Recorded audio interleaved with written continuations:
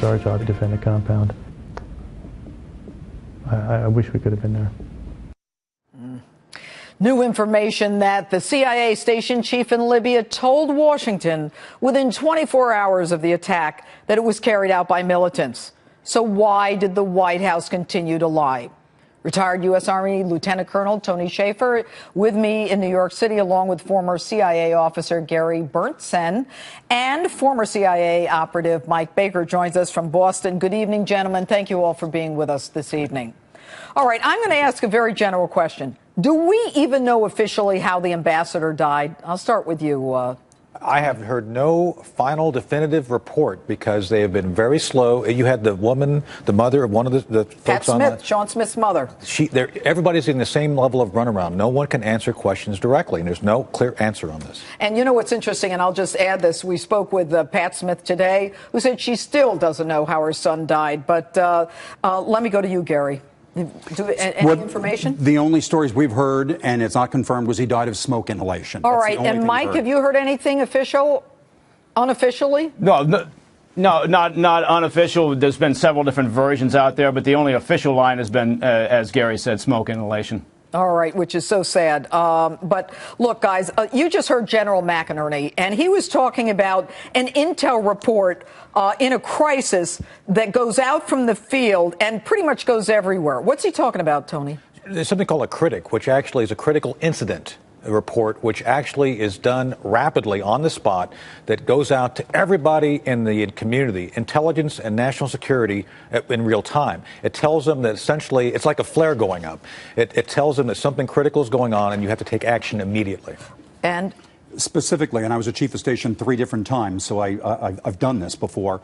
That report, a flash or a critic going back or to Washington, D.C., goes to CIA headquarters, but it also goes to the Situation Room in the White House. It goes to the Bureau of Intelligence and Research in the State Department. It goes to the military commands. How come no one is telling us this? We all assume that they have this information immediately. We know they had it. They did. They would have had it. People assume that there's stovepipe back to CIA. It's not. When you're a chief of station and you're in a crisis, you fire out to the entire community. Right. And they all got it immediately. And Mike Baker? Yeah, no, it's insane for the White House to have chosen the narrative that they did. It really, defies, belief in reality, because as Tony and Gary are pointing out, that intel hits the White House immediately. This is a high threat operating environment. It's a critical situation that's unfolding. They're screaming at Langley for information. So they get this information, and quite frankly, what I think they did was they dismissed it. They set it aside because it didn't fit the narrative that they wanted.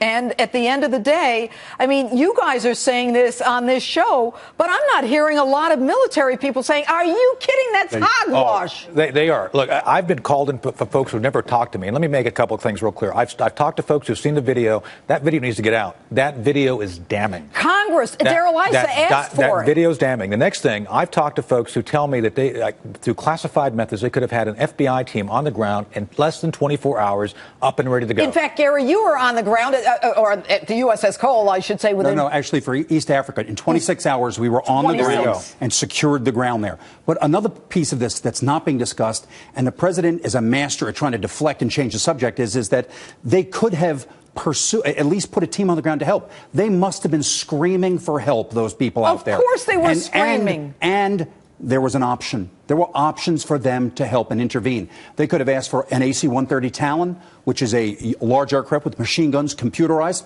One pass would have beaten the crowd back, and then they could have asked for a QR, for quick reaction force. But there's no discussion of this at all. Why would we sacrifice them? I can watch a Western and the cavalry shows up before the FBI showed up. But this could have been. The military could have sent a Tier 1 team there. This fight went on for over 8 hours. Oh, yeah, I heard. Mike? Yeah.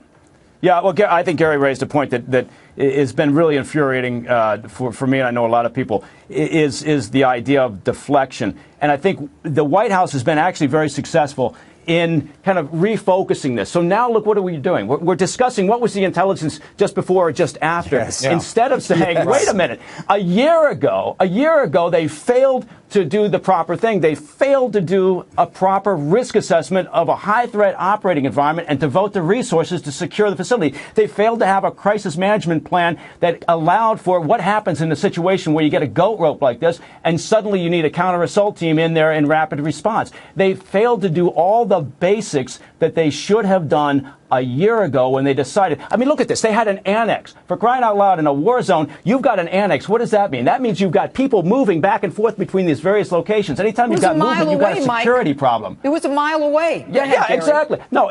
All right, Mike, anyway. finish. Benghazi is on the coast.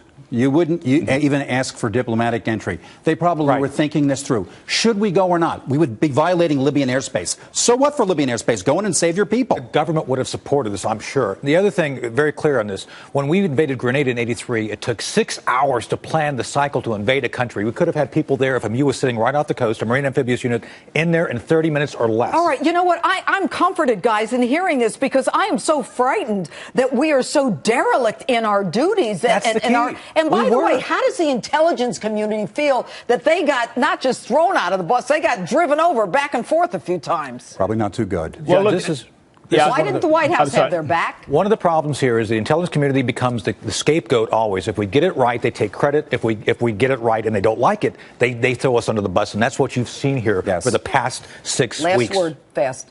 Last word on this is we should have helped our people. Mike? I got 15 seconds. The intel community is used to being kicked in the backside constantly. It's a very convenient scapegoat, so that's not a surprise. But the part that has to be focused on is what a logistical administrative screw-up this was from the very beginning and not allow for this deflection. All right. Lieutenant Colonel Schaefer, Gary, and Mike, CIA operatives who really know what's going on, thanks so much for being with us this evening. Really, it's good having you.